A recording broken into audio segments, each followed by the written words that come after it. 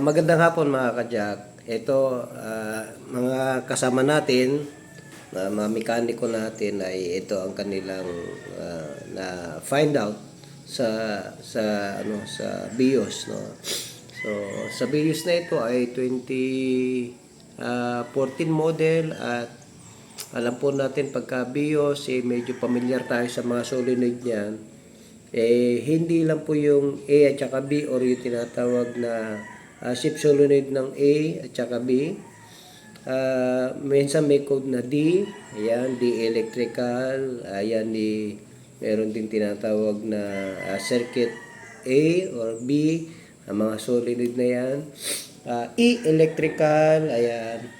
Minsan pagkano talaga mga kadyak, matyaga lang na ititrace kung saan nagmumula, kung okay ba ang solenoid, wiring, minsan computer box. Kaya hindi ho basta-basta rin. Pero dahil medyo familiar tayo dun sa mga shift solenoid AB, okay na yan, alam na natin yan. No? Sa di-electrical din yan, nakikita naman natin pagka kumakaldag yung sasakyan natin, nag-jerking, minsan ganyan din. Kaso lang, may time talaga na mahirap maghanap ng pyesa ng D na solenoid, yung mga malalaki na yon. So, minsan sa mga supplier natin, mahirap maghanap ng gano'n. So, anyway mga kajak, nakita naman ng ng kasama natin na kung anong problema. So, panoorin nyo yung video na ito, baka sakaling ganun din ang sasakyan nyo, may problema sa solenoid, pwede naman natin ma-check yan kung anong problema niyan, kung sa solenoid lang or sa electrical or sa computer box. So panoorin niyo ito mga kadyak para may idea po tayo. Toyota BIOS 2014 model at ang nakalagay na code may check engine, nakalagay ay D electrical. Panoorin niyo po. So ito mga kadyak, naibaba na yung valve body. Siyempre inalis muna natin langis ng tinatawag na ATF ng BIOS na to, and then ito po yung ginagawa natin, no. Actually ginagawa ng mga kasama natin,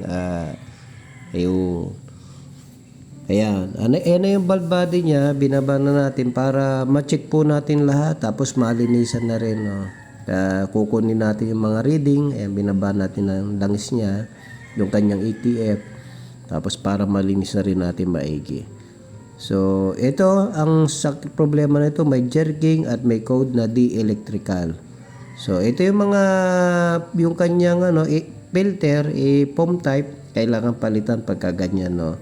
Yan, napakarumi. And then, ito mga solenoid, i-check natin lahat yan. Kung maayos ba, may reading, pasado ba sa reading na tama para dyan sa BIOS na yan, no. So, familiar naman na tayo sa mga reading niyan, kaya alam natin kung may busted o sira niyan. So, i-check natin lahat yan kung ano ang problema. Ito mga kadyak, ito kasama natin, sinusukat na lahat ng reading. Kaya, so, itong isa na to ay medyo alanganin kasi nakita namin na wala siyang reading. So, supposedly, may reading yan mga kajak, no? So, wala, zero siya. Kaya, mabuti na lang. At ito, sinilip namin yung kanyang D na solenoid. Okay. So, alam na namin at meron na kaming hint na kung ano yung gagawin natin. So, ayan mga kajak. Ganyan din mga problema ng mga transmission. Minsan sa mga solenoid lang din, no? Pag may mga code, syempre, medyo mahirap lang mag-troubleshoot.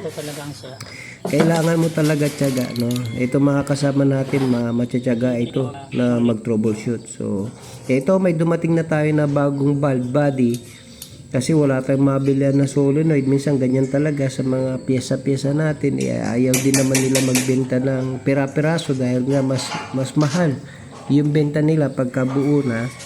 So, in-advise natin sa may-ari naman na okay yan. 100% yung mga kinukuha na natin. So, ito, check na natin ulit ang mga solenoid. So, good lahat. Pati yung D na solenoid ay good din. Ayan, nandiyan sa bandang gilid yan. So, good din lahat. Kaya yan ang pinakamaganda mga kadyak na ayun, wala nga lang tayo mabila isang piraso. Kaya sabi namin nagdesisyon na kuhanan nyo na ng buong valve body. O, kasi wala tayong makuha na isa-isang piraso. So Ito na. anyway, Yan. Ito yung BIOS na may code ng tinatawag na D-electrical solenoid. Niro-road test na natin. Ayan, nandito tayo sa C6. Niro-road test natin, iniikot natin. Para titignan natin kung may problema. Ayan, pagka-start pala, wala nang yung tinatawag na check engine. Kita nyo naman yung solenoid talaga busted na. Wala na talagang makitang continuity at di na pumipitik. Ito iniikot natin. Ang ganda na, smooth at wala nang problema. Nung una kasi may jerking tsaka kumakaldag.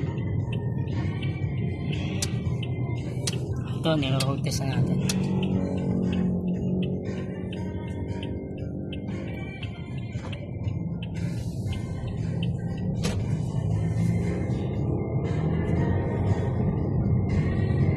Ayan, kasama natin si Master.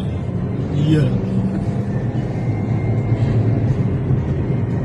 Okay yung ano. Okay na okay. Okay to. Okay na to mga kajak. Pwede na natin i-release. At wala na yung tinatawag na problema niya na D-electrical.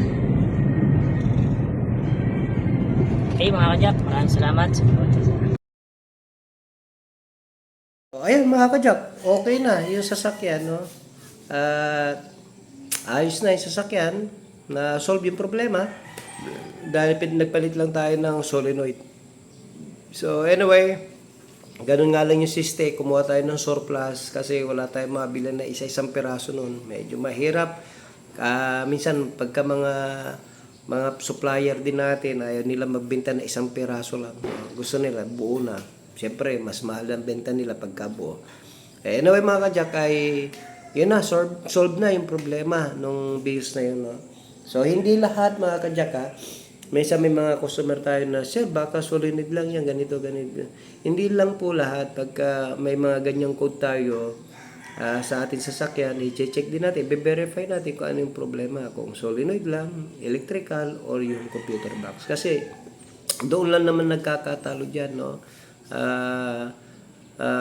Unang-una, tanong ko muna agad sa may-ari, mataas na ba yung milyahe?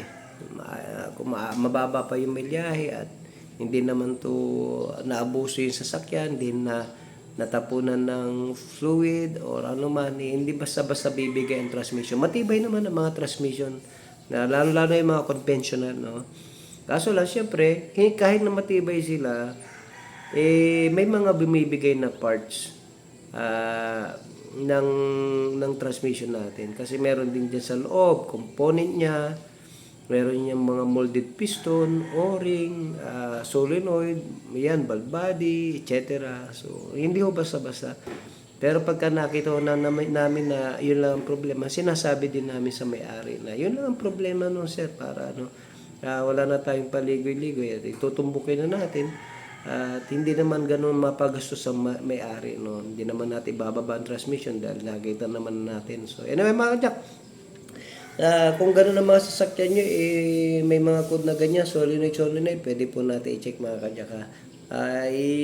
Mag-message lang po kayo sa Jack of all trades Auto Care, the shop that cares for your car. God bless you.